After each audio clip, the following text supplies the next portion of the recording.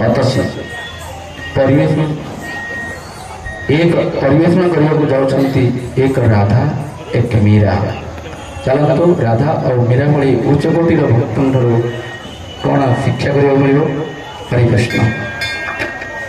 एक ने साथ में होली खेली तो एक सिर्फ प्यार के सपनों में खोली। एक ने कान्हा की सूरत को रंगा दिया तो एक ने कान्हा की मूरत को गले लगा लिया। एक प्रेम दीवानी तो एक दरस दीवानी। प्यार एक समान करने वाली एक राधा और एक मीरा की है ये कहानी।